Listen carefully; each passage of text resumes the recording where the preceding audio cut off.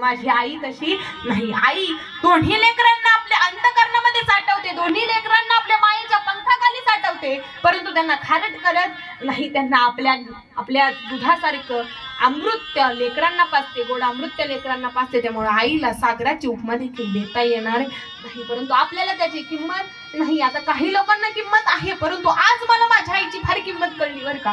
माझ्या प्रत्येक कार्यक्रमाच्या वेळी माझी आई घरी असते, माझ्या प्रत्येक कार्यक्रमाच्या वेळेस माझी आई मला आवरून देत असते की लवकर आवर, वेळेवरती पोहोचशील, मला प्रत्येक गोष्ट माझ्या हातामध्ये आणून देते. परंतु आज माझी आई घरी नव्हती, माझी आई बाहेर गेली होती, परंतु ती बाहेर गेली हे ऐकताच मला थोडंसं टेन्शन आलं होतं. कारण आता कार्यक्रमाला जाताना प्रत्येक वेळी आई आपल्या सगळं हातामध्ये देते, मग आज कोण देणार. आणि तिची कमी आज मला भासली, कारण आज आई नव्हती, त्यामुळे माझ्या हातामध्ये सगळं गोष्ट देणारं कोणच नव्हतं. आज माझ्या हाताने मला सगळं करावं लागलं. त्यामुळे आईची किंमत फार आहे आपल्या जीवनामध्ये, परंतु आपल्याला त्याची किंमत नसते. मला वाटतं प्रत्येक महिला मंडळींना, या पुरुष मंडळींना आपल्या आईची किंमत आहे, परंतु आत्ताच्या या युगामध्ये आजकालचे आमच्या वयाची जी मुलं आहेत त्यांना आपल्या आईची किंमत नाही. पाहायला गेलं तर एका गोष्टीकडून आपण शिकून घेऊ किंवा एका दृष्टांत पाहू की एक आई काय असते.